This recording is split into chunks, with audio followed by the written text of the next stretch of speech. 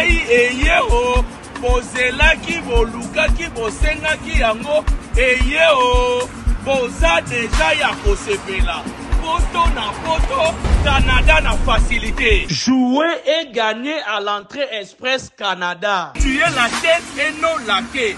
C'est la promesse de ton Dieu. Tenter chance na yo ya vie en jouant à l'entrée Express Canada. Vivre ton avant Canada et après Canada, net na film. Singleton, $10. Couple, $15. Famille, $20. Ya famba. Prise en charge assurée. Yalarara, entreprise Fou de Jésus Business. Namboka Oyo. Adresse César Moko, avenue Popo Kabaka A2bis, entre la banque BCDC et Maison de la Bible, Maison Fou de Jésus Business. Hôtel Saphir, un bijou au standard international en plein Matongé, au grand carrefour de Kinshasa.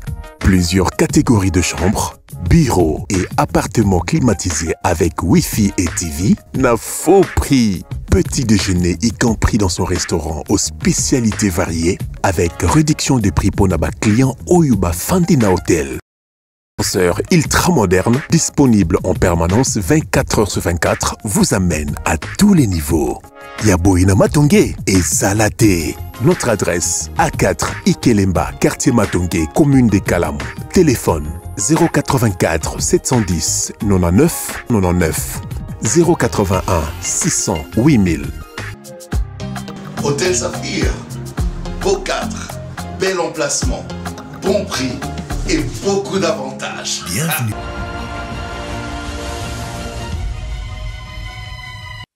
Deuxième partie, messieurs et dames, c'est parti pour aujourd'hui. Merci pour la confiance et la fidélité. On se retrouve. Merci encore une fois avec espoir que pour la deuxième partie, vous serez encore éclairé par rapport à l'actualité politique. Voici les informations du jour pour cet après-midi. Rien n'a évolué. Kinshasa, le gouvernement provincial fixe le frais scolaire de l'année 2024-2025 à 345 000 francs congolais pour les écoles publiques. Kinshasa, le service national remet des bancs pupitres à des écoles du camp militaire du camp Tchachi. Kinshasa, le pêcheur de Kinkole appelle à l'amélioration de leurs conditions de travail. Naufrage sur la rivière Kwango. 4 morts, une quarantaine de disparus et de plus de 70 et plus de 70 rescapés. Un nouveau bilan. Assemblée nationale, Vita Kamere invite les députés à voter un budget qui reflète des attentes de la population. Pour terminer, Béni, les militaires FARDC détruisent des maisons des civils à Kinyembahore. La société civile a fait la mise au point. Deuxième partie, nous recevons Bandegonanga Place Bozali. Bozolanda Biso, Bozana Bandundu, Bozana Kikwit, Bozana Idiofa, Bozana Mangai City, Bozolanda Biso, Bozana Chikapa, Bozana Mwene Ditu, Bozolanda Biso na Kwango, Bozali na Bagata, Mbote na Bino, Bisika Nyoso Bozami Baoba na Mbujimai, Bozana Lubumbashi, Bozana Kolwezi, Bozana Goma na Beni na Butembo, Nambandaka Topesi Bino Mbote, Tozoli Kiete, Nyoso Ekole Kamalamu. Monsieur Shadrach Manzinga, aza cadre IDPS et Fédération Idiofa, ezamba liboso to kutana ete tozuli bakulelo en direct pour na wayambaye pour te solo na maizo le kana Idiofa. Bosolo ezali mokili mobimba. Eza pour la population congolaise en général.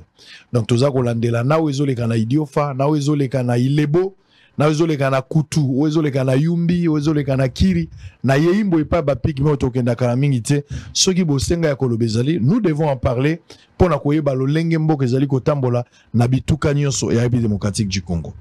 Shadrach Mazinga, mbote boye bolamu. Mbote ndeko Israël Mutombo papa Sango.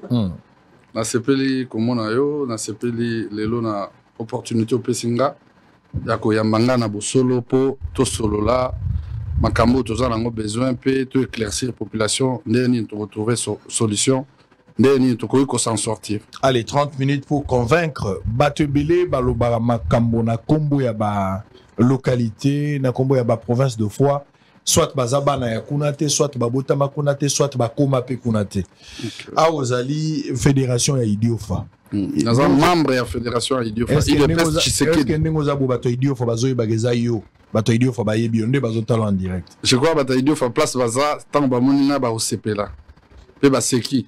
nazo se présenter sur bien nga naza Shadrach Mazinga Pompon o ba benga choa on koloba bénédiction fachi choa bénédiction eza na Kibunda na botami na Idiofa na hôpital général na biso na maternité na biso ya Idiofa na tangi maternelle na Idiofa na centre commercial et pas ya papa Beach.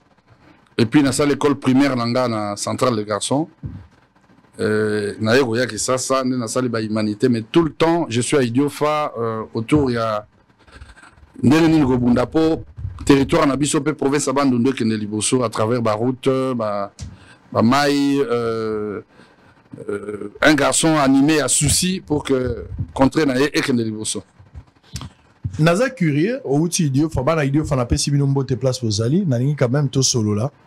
Sur makambo ya Idiofa et toyeba makambo ndenge nini eza koleka kuna tolobela na likambo ya projet électrification ya Idiofa eza likambo na monaki yango même na campagne na ngai mokonzi ya mboka zoloba yango bato ebele ya Bandundu bakolobela makambo ya Idiofa. Est-ce que lelo ndenge toloba so stade tokoloba ke Idiofa ezotala biso na mwinda électrification esalami déjà mais ezali likambo moko électrification eza couplé na likambo ya barrage ya Kakobola. Okay. Dossier wane wuti yango je me rappelle depuis Kizenga Antoine Thérèse mémoire azopema lelo ezali kambo bato belé ba souhaitaka depuis kala talaka Kizenga na lelo donc ti lelo tolo ba fallait si la déjà to koma déjà une étape mosusu étape nini projet ya Kakobo les ali lelo est-ce que Idiofa bazotala biso bazana mwinda to bazaka na molili na ndenge tozalelo.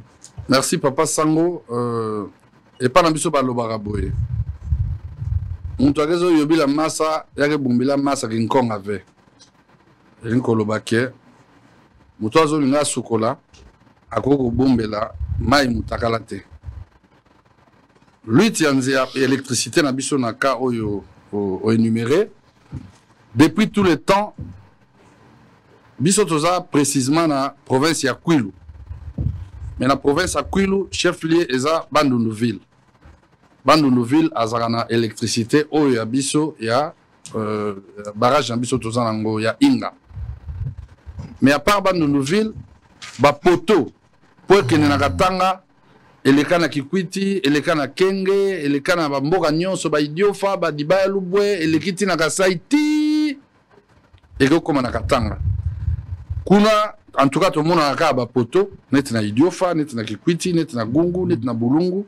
Tout le monde a ba poto.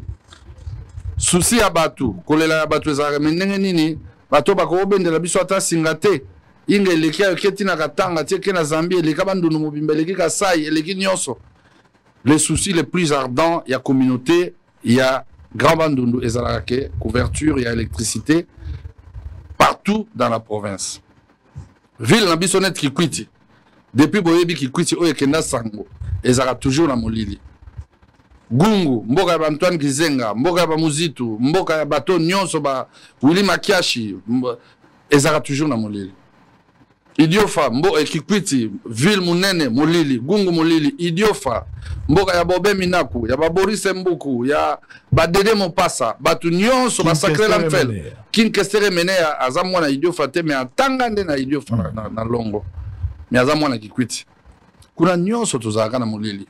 Banda mokile banda. Banda mokile banda. Mais ce que Tali de 1960 lelo, nous avons connu 5 régimes. Régime ya Kasavubu après l'indépendance, régime ya Mobutu, régime ya Kabila le père, régime ya Kabila le fils, lelo régime ya Fachi. Dans chaque régime wana bato Bandundu, Grand Bandundu d'une manière générale, Mongolo Diaka, Kamitatu sont parmi les gens qui ont beaucoup lutté pour le maintien du régime. Et ils ont assumé aussi beaucoup de fonctions. Nous avons 5 régimes depuis 1960 et nous avons 4 républiques. 4 républiques, c'est en fonction de la constitution rédigée par nous les Congolais. Constitution à Libosoza à Loulouabourg, 1964. Constitution à Mibaleza en 1967 avec le frère Mobutu qui a eu plusieurs modifications. Nous avons la constitution de la transition des Musées le Père. Et puis nous avons la constitution du 18 février. Parce que toujours il y a 2 phases de transition. Transition, tu as Musée le Père. tant que tu as 1 plus 4 et la suite il y a transition, ils ont considéré ça comme une transition. Donc en fait, comme une république. Nous avons 4 républiques. Mais dans les rédactions de ces différentes constitutions, Banabandundu ont beaucoup participé. Ce qui fait que sur le taux, il y a participation dans l'institution dans la République, taux est élevé, mais sur les réalisations, taux est mouké. Qu'est-ce qui a fait que, par exemple, bateau nous sommes comme Bakondi, Bazalagiwana, qui quitte ville, n'a pas de électricité. Qu'est-ce qui a fait que Idiofa, Gungu, Bulungu, Kenge, Popokabaka, qu'est-ce qui a fait que tous ont l'électricité? Biso Moroba Namboka, Tomi Tunaka, Toye Barate, réponse ni notre besoin. Mais le souci le plus ardent à la population, c'est pourquoi pas qu'ils quittent l'électricité? Donc le constat est décevant sur terrain. Décevant sur terrain. Mais malgré les multiples promesses, il y a pas politique. Il y a différents régimes. Voilà. Je pense que ceux qui n'ont les Kabila et les autres, besoin qui gagnent des costés, pouvoir les peuples d'abord. Ils ont obligé que la promesse n'a pas la tenue. En 2020, Félix Tshisekedi était là-bas. Oui. C'était la même promesse. Oui. 2023, même province saison. Même le discours, à 2000, toujours quand à 2020, il y a un évolué. En attendant, papa Sangokuna, tout ça, il a qu'à faire à Makala.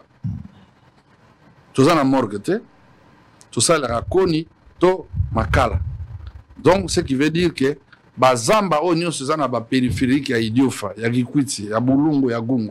To Katarango pour s'approvisionner dans Makala, etc. En attendant, il n'y a pas d'emploi. Nous n'avons que l'enseignement. Il n'y a que l'enseignement. Il n'y a que l'enseignement. Oh, Bissot de considérer une fonction publique. Kuna. Alors, parce que nous avons le plus nombre d'élèves, nous avons le plus nombre d'enseignants, nous avons le plus nombre d'écoles.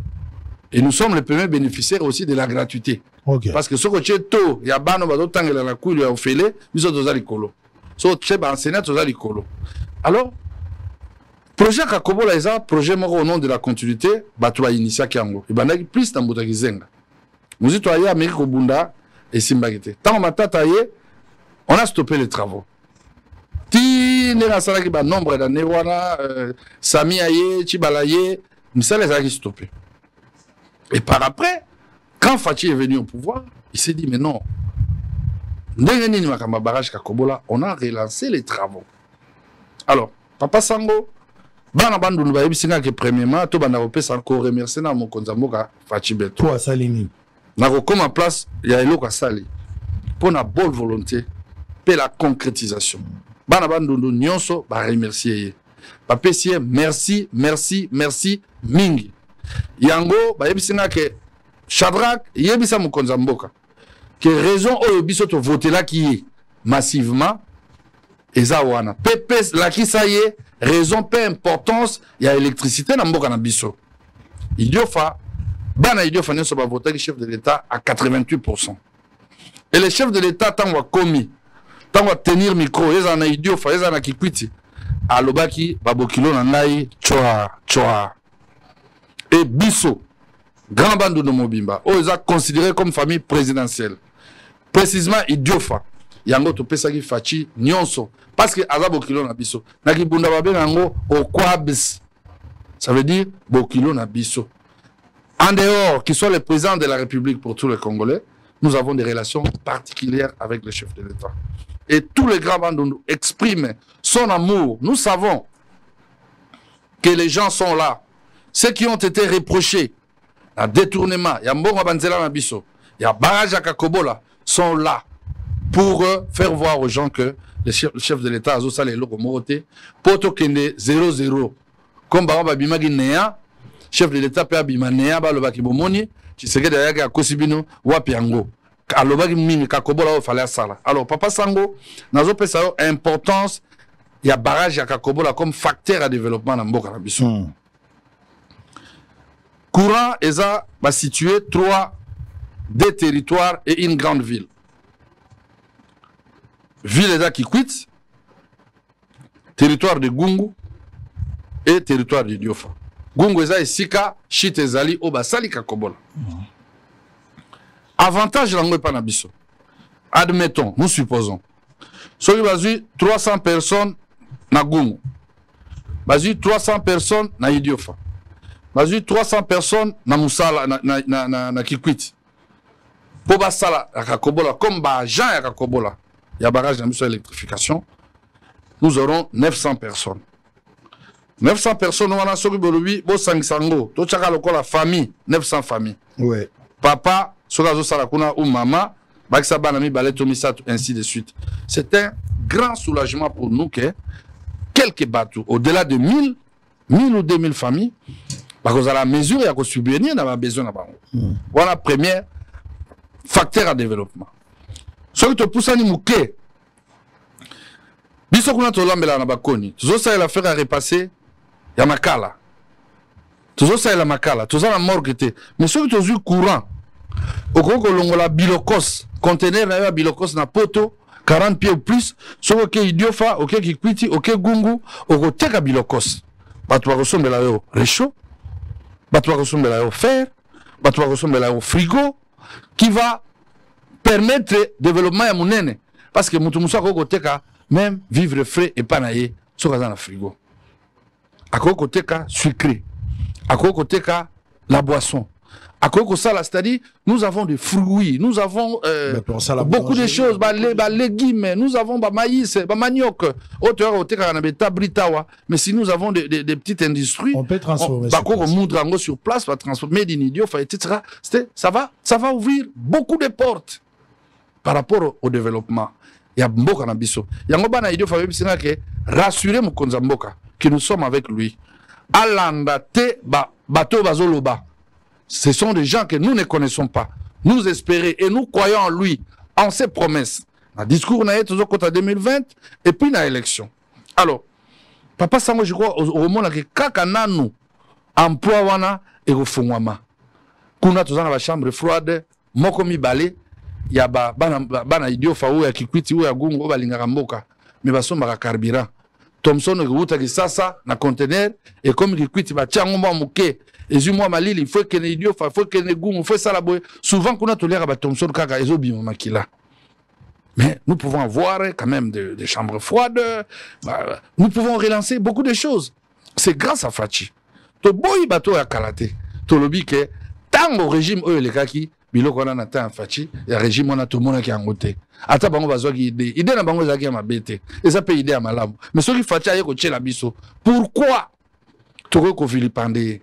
Pourquoi trop diaboliser? Nous devons être conscients que l'Ogoana, ah, bah, tu vas l'élio, Kwilu, Azukaka, Mazenga Mutapalo, comment il dépêche ça, député, comment bueno, mais tout le monde, Équateur, la Zuba député Belé.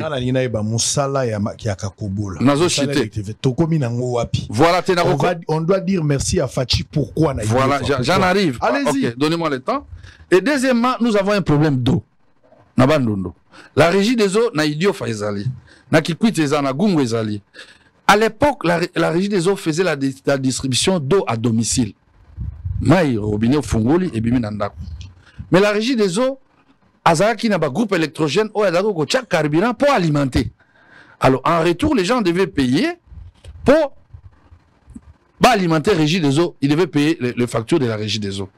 Mais vu les difficultés, bato comment il y a mesure il y a refoutre à les sauter net cas Idiofa par exemple Idiofa za ko louer na mini barrage ya Basango régie de zo louer kuna il faut pas payer courant tant on peut payer courant il y a pesi mai bato va foutre régie des eaux tant en difficulté koti régie des eaux za obligé il y a ko réfléchir bato ba zanga maïté bazo mai mais to pesa sona ndako te to créer ba point de vente d'eau pour que tant on bazo somba bidon na il y a 25 litres na 150 to za la mesure ko foutre régie des eaux et qu'on fout à facture, il y a Basango par exemple, place de l'eau courant.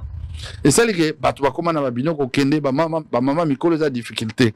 Mais et puis la régie des eaux était obligée il y a réduire effectif naé. Batouba kenda ko sala tika facture, Batouba kenda ko kata mai, mais ça les koufa mais grâce à y a Kakobola, régie des eaux ko sala relancer, tu reçois pas. Mais ça là, ils en a 3 villes. Ils en a Gungu. Je crois balancer qui des gens à Gungu à domicile balancer des gens dans poto balancer dans Mboka et tikali ba travaux presque il y a finissage. Alors na Gungu tout ça presque na 100% il y a misala 100%. Il y a misala c'est vérifiable et tikaka balancer na bandako. na kikwiti toza presque na 88 ou 80 ou 90%. Parce que ba meki toujours c'est la ce qu'on débat mekapé na idiofa na ba cabine na bango na ba poto na bango. Donc au niveau du idiofa le dossier est presque à 79% ou 89%. Alors mais en attendant plus précisément na kati ya idiofa tango basali ba estimation ya budget ya barrage wana population ezalaki ndenge eza te lelo na idiofa esali ke mboka ekomi munene périphérique ebotami na périphérique ya idiofa nde batie ba IEC batie ba ISP batie ba ISAM. Alors na budget oyo ezalaki prévu ezalaki soki bapesi courant actuellement périphérique nyonso oyo ezoconstitue population ya munene bakozala na courant te parce que bapoto eza limité na ndenge basalaka budget ya kala nombre de poteaux et puis nombre de transports. Mais avant, le projet on les a initié. Ce n'est la option, il y a un groupe électrogène à mon nez na idiofa. A mi magape ba poteau, a mi magape ba transformateur. Mais maintenant au niveau idiofa, groupe on a projet on a et si maraté. Mais ba poteau ça a destiné na idiofa, au ciné la kenagi nango, eza wana ya kokitsa. Transformateur moko munene ezana kikwiti pe ya kokitisa. Mais comme ba confier régie des OT gestion ya Kakobola. Kakobola kozala lokola entreprise mususu mais à l'état au repèse électricité. Ba pesi snelté. Ba pesi snelté. Alors mais carence eza maintenant ya ba poto na idiofa mais l'eau important eza wana o kende na contre snel. Pe transformateur moko munene na kikwiti. To komeli snel, to kopesa mukanda papa sango. Pour la resenga en tant que ressortissant ya idiofa que comme ba poto wana na transformateur ezala qui affecté na idiofa pourquoi pas au lieu ya ozonga ya osala nini tango ya ozonga ekokende wapi ba affecté ngo kaka ba collaborer na bato barrage à Kakobola comme ba poto ça sur place parce qu'il y a un personnel qui est engagé avec leur calendrier d'ici là ba aussi ça musala ba synergie ezala ba mettre à la disposition ya ba Kakobola ces poteaux pour que idiofa mobimba ezala électrifié parce que chef de l'état va voter que peming na périphérique les loza logo aux centre ville Gombe aux balingwala aux balimete mais obosani kengasani obosani njili obosani nyonso en tout cas bana idiofa ba senginga to interpeller ba autorité na biso ba intervenir mais ils sont contents donc injustice ezali bon toujours yeba te to robenga ngo injustice ou pas mais toujours c'est une intervention à l'état pour que ba autoriser ba poto ezaki destiné na idiofa atekenaki na komba snel etikala na idiofa pour que ba combler vide par rapport à grandeur de la population ndenge bazo évoluer peut transformateur ezaki na idiofa ba poto ngo ezasiko na idiofa eza na idiofa ouais snel mais eza na contre snel na snel parce que snel atindaka groupe moko munene elingaki bana ko électrifier mais simbate mais les poteaux sont là groupe ngo ezali ya groupe ezali et ça l'a raté et ça là en fait ça a raté mais maintenant biso tolingi kaka comme ba poto wana ezalaki destiné na idiofa bazwa ngo kaka ekoma na compte Kakobola ezala teke bapesaki ndambu batikali ekosala lokola discrimination donc Kakobola bandi déjà ko implanter ba poto eza installé na idiofa mobimba ba poto eza installé na kikwiti mobimba na basinga na nyonso donc et puis le budget a été versé en entièreté je crois qu'on vérifier na ba service nyonso yo za bien placé kuna makamambo ezate sali ba poto ndambu etikali au lieu vanda pamba nde ozo siko batasnel ba sengi net ba récupérer yango elongwa idiofa ezonga net awa na transformateur ezana kikwiti. Il y a aussi le problème des transports qui va poser le problème de transport et où takuna et ya awa to éviter ba ko affecter yango pour c'est aussi la question de savoir ce qu'il a idiofa besoin ezali est-ce qu'il y a un besoin ezali mettez-vous en contact avec les gens de Kakobola ils vous donneront tous les détails en fait nous voulons Kakobola. Tu confirmes ici que Misala est ici Misala a évolué, j'ai toutes les images que je vais vous donner. Ouais, montrez-nous d'abord. Je vous ai dit, j'ai vu que vous avez ramené quelques images, quelques vidéos des travaux sur terrain, c'est ça sur terrain, on va voir quand même, il y a les images. Hein. Précieux, montrez-nous les images, on va voir. Donc, bateau, on a Kinshasa, Kakobola, les gens qui n'ont pas la maîtrise, Kakobola, ils ont la idiofa. Oui, ils ont la idiofa, ils ont la kikwiti, ils ont la gungu. Bateau, ils ont la maîtrise d'un côté. Donc, vous confirmez ici en tant que Moko ya fédération, ou bien moi, la idiofa, oh, Misala, hein, ouais. Au Kakobola. Ouais. Donc, vous avez confirmé que Misala, les autres, mais comme il y a la soupe. Ouais. Kakobola, il faut couvrir ka idiofa, le kasa. Il faut couvrir kaka idiofa, qui quitte na gungu. Mais c'est l'œuvre concrétisée par les chefs de l'État. Parce que Papa Sango, Banabandundu Bazolinga a manifesté plus gratuité na biso, un chef de l'État. Mais il y a un groupe de gens mal intentionnés qui avaient échoué au régime précédent, qui veulent faire voir à la population que les anango fachité, Bamoussou Bazo prétendre même que les bango pour révolter Banabandundu contre biso. Mais ce que Tali, tant au gouvernement Bimi Papa Sango, Balobi Bandu, Kouilo Azui, ministre Karamoko. Fachali ni bisote, il doit faire comme Gozoate. Il doit faire un territoire, le deuxième territoire le plus peuplé dans la République démocratique du Congo, après Lubero. Le premier, na Kouilo. Oh, comment il doit faire Bimsa, Azoba, président assemblée, comment les lots, il doit faire Gozo et l'oroté. Mais Bana, il doit faire Balobina, il s'en Konzambo, Bango, Koudou, va se payer, Kata, Bazoa et l'oroté, mieux vaut Bazui projet. Projet européen, ça misala. Pour tout le monde, il peut pas province, le quoi, Équateur, le quoi, Ezala, Chile, Gelouti, les lots. Bon, on a bimate. Mais nous sommes fiers que notre barrage, par la volonté du chef de l'État, avec le concours de toute la population à Grabandundu, les lots quand même, et comme concrétisé, et l'eau européen, ça courant, électricité, oh, tozela, mboula, na mboula. Alors, toko senga pe, na bandeko, oh, yoba, oh, bazo sala misala, toko remercier bango nanu. Na disponibilité la bango, appui. Oh, ndenge bazo sala avec sérieuxité. Pour tout le monde, kaka musala bandi, bato kimi na mbongo bi bali mbongo.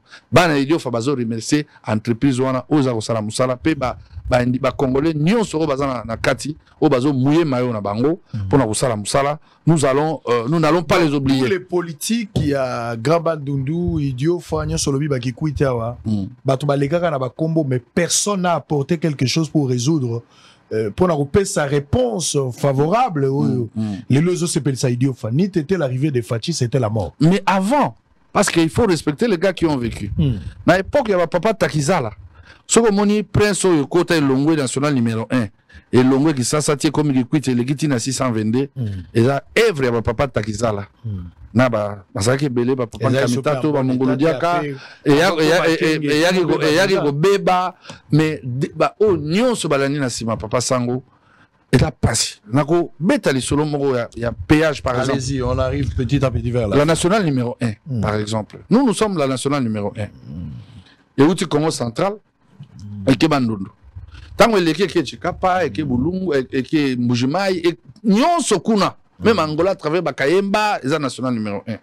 Mais péage à Pamba, ce que na Congo central, au moment où on a la banque d'abord, on a point à péage, ils ont des bureaux construits, vous payez à la banque, vous venez, il y a le total bascule pour le peser et tout. C'est la même nationale numéro 1. Mais ce que n'a pas de monde, n'a pas de nous tous en côté. Ils ont comme un baya avec des cahiers cartonnés. C'était fait expressement pour le détournement. Et nous savons que depuis tout ce temps, liembo péage mboula na mboula et bango nyonso ba autorité la plupart à Kala, bazana ba représentant na bango wana. Soki ba coûte 200 millions le mois. Ba commune à Kaya l'État 4 millions. O etikali mutu tel azana tona e pourcentage na e. Wana azana pourcentage na e. Wana azana pourcentage na e. Mais ils ont parmi ba seule ressource oyo biso tozanango. Au nom ya rétrocession. Si aujourd'hui, nous maximisons les recettes, bon, écoutez, belé, oh, peut-être vous allez belé. Sur les 200 millions, côté qui vous 4 millions, bah, rétrocéder bisonni. Comment est-ce que notre province va évoluer? Comment est-il possible? Sur attends, qui n'a pas qu'à s'emballer, ça remonte que péage à mon organisé. Congo central organisé. Il y a biso basalango expressement pour les détournements. Si vous allez plus loin, sur les cas d'enseignement, nous avons plus d'élèves, plus d'écoles. Nous sommes les premiers bénéficiaires de la gratuité. Bandou nous avons représenté 20 000 finalistes. L'année, ou plus. Bango tellement, depuis toutes les années, il y a un enseignement. Par exemple, nous avons Minerva là, que Minerva est fixé à 100 000. Au moins, on va acheter 107 000. 7 millions de bango. Tel a 2 000. Voilà qu'on a 2000, mais seulement c'est des milliers de gens, ils bouffent. Raison pour laquelle tu vois que le FCC ne veut pas abandonner la province de Kwilu. Ils gèrent le péage. Qui gère? C'est le FCC. Le FCC comment? FCC ça a son pouvoir. Gouvernement wa Kendaki. Parce que le FCC nous a laissé. Au moment de Papa Sango, celui qui a actif na passif dans son patrimoine. Banyumba ezali, bavoir pezali. Le FCC, avant de partir, a tiré la biso, na niveau nyonso, na grand bandundu, batunaye. En commençant par la CENI, tous les responsables des chefs d'antenne de la CENI, ce sont les gens qui ont été recommandés pour ceux qui dirigeaient les grands bandundu à l'époque. Mais ouais, ils travaillaient pour les grands bandundu et non pour les individus. Non, pas pour les... En fait, ces gens travaillaient pour les individus. Je vais en arriver. Terminé, nous sommes arrivés à la fin. Nous sommes à la fin. Et vous allez vous rendre compte que ils utilisent l'argent de la DGREC parce que ce sont les personnes au Bango Batika. Bazo gérer enseignement, bazo gérer péage, bazo gérer gouvernorat. Et ils sont allés loin pour dire bazo gérer territorial, bazo kuna chef de secteur nyonso bazaka batwa FCC. Administrateur de territoire nyonso bazaka FCC. Ba maire, même la nouvelle mise en place sur le Salamega, il y a nomination ba bourgmestre et administrateur de territoire, ils ont joué à partir du haut. Ils avaient qu'à bangonner bazongaki. Même les colonels de la ville, je sais que la police est en politique. Territoire, le roi Idio Fabozu, administrateur de territoire. A peu sa apparence, le roi là, il y a dans l'État, mais ça a bien non. Bozu, colonel, la ville. Bozu, numéro 1 à NER. Bozu, numéro 1 à CENI. Des rapports, bateau bako ça la rapport, sur le bourrage des alliés ou pas. Ce sont les autorités habilitées à présenter les rapports. Et dans tout le territoire, que ce soit à Gungu, à Kikwit, vous n'allez pas voir là où on a cité tel bateau Nisubiso de Libé, les maquillages épargnés, les Boris Mbogo épargnés, les William Sunzala épargnés, et tous ont été épargnés. Nabourage. Heureusement, tu as félicité Bandegomasi, Télémaki, Yango Makamwana et Kangaki. Mais maintenant, Batali Balobi, l'IDPS a un leadership. Ce qui est le IDPS, a eu une députation provinciale à aligner candidat gouverneur. Si on a aligné candidat gouverneur, si on a eu des députés provinciaux, nous devons gérer la province de Kwilu. Bataseni, comme Biso de Tchagibino, Bolia va voir IDPS na Gungu, Bolia na Idiofa, Bolia Boy, Bolia Bolia Bolia Boy. Bako Xara CIT. Barossa Makele les dépôts et comme IDPS a contre Batabandundu. Et comme conséquence, l'IDPS ne contrôle pas. Non. L'IDPS ne contrôle pas. Ce sont ces mêmes personnes qui reviennent pour contrôler. Et on a dû interpeller. L'ombre de Kabila plane encore là-bas. Surtout dans les Kwilu. Et on a dû interpeller les chefs de l'État. Mais c'est le chef de son Excellence président de la République. Banabandu nous topession nous merci na nyonso ozo sa la biso. Kolema biso te to senga ba konzi net senga particulièrement ba konzanga IDPS.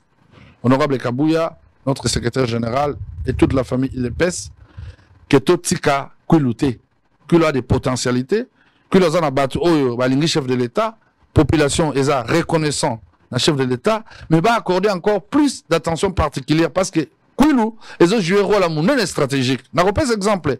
Parti le rôle de Ronabiso plus Mwabilu, ils ont 7 députés provinciaux na Kwilu. Il y a Luando qui a eu plus de 5. Mais est-ce que va partir comme on l'a montré? Comment IDP ça a été au moment où la vision du chef de l'État est basée sur le redressement du social? Je dis que vous avez un cadre de Makobola. L'IDPS et la maternité, il y a pouvoir eux. Mais comment est-ce que dans les grands bandundu, IDPS... Allez, merci beaucoup. Mais c'est pour la toute première fois, messieurs et dames, depuis que je fais mon solo, de voir un jeune où il a eu charge à la province avec beaucoup de précision. Et puis des explications en donnant même des exemples.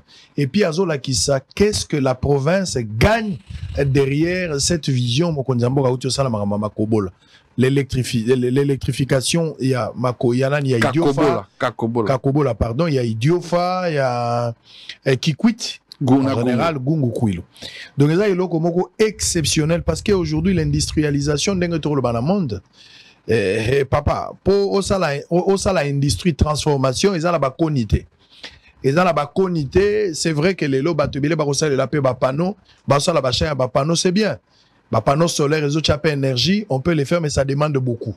Mais autour de ça, dans le courant, alors que ceux qui ont pensa qu'on réaliser en haut, et qu'on a l'occasion, mon il y a qu'au Fongola, il y a qu'au Fongola, province ouana, non pas qu'à Kabango, pour Kassa, il pas qu'on profite d'ango, même Biso Kinshasa, on profite d'ango, et d'autres provinces environnantes. Papa, ça, on a un baxelo, Tobo, ça a un tiers.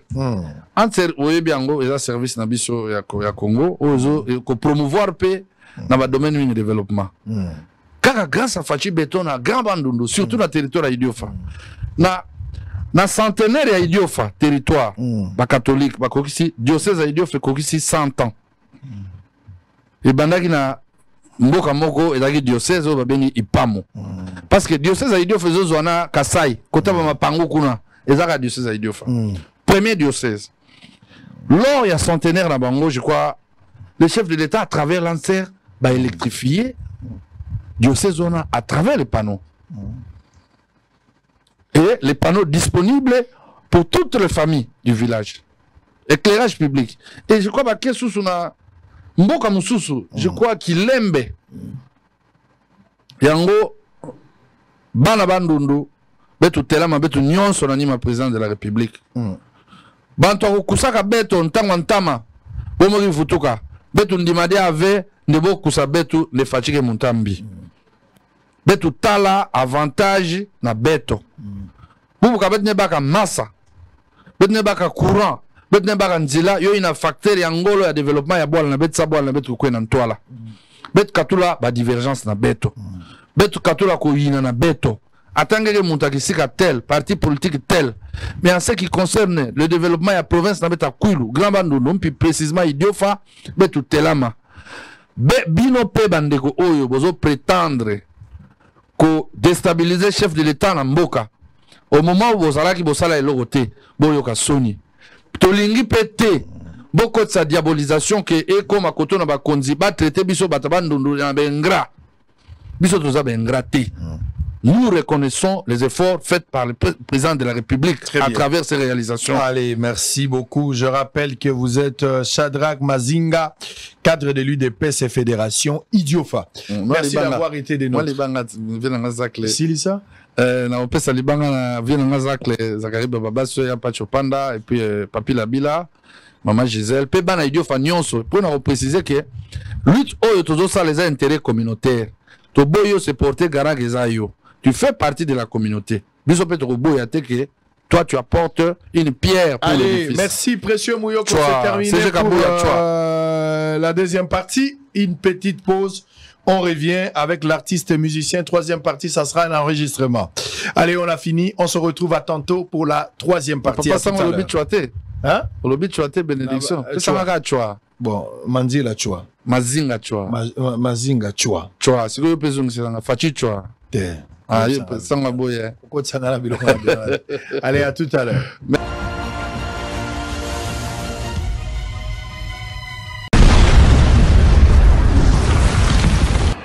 Nangai eye o bozelaki bolukaki bosengaki yango eye o boza deja ya kosepela poto na poto Canada na facilité. Jouer et gagner à l'entrée Express Canada. Tu es la tête et non la queue. C'est la promesse de ton Dieu. Tenter chance nayo ya vie en jouant à l'entrée Express Canada. Vivre ton avant Canada et après Canada, net na film. Singleton, $10. Couple, $15. Famille, $20. Ya pamba. Prise en charge assurée. Yalarara, entreprise Fou de Jésus Business, Namboka Oyo. Adresse César Moko, avenue Popo Kabaka, A2bis, entre la banque BCDC et Maison de la Bible, Maison Fou de Jésus Business. Hôtel Saphir. Un bijou au standard international en plein Matongé, au grand carrefour de Kinshasa. Plusieurs catégories de chambres, bureaux et appartements climatisés avec Wi-Fi et TV, n'a faux prix. Petit déjeuner y compris dans son restaurant aux spécialités variées, avec réduction des prix pour naba clients Oyuba Fandina Hotel. Ascenseur ultra moderne, disponible en permanence 24 heures sur 24, vous amène à tous les niveaux. Yaboina Matongé et Salaté. Notre adresse A4 Ikelemba, quartier Matongé, commune des Kalam. Téléphone 084 710 99 99 081 600 8000. Hôtel Saphir, beau cadre, bel emplacement, bon prix et beaucoup d'avantages. Bienvenue.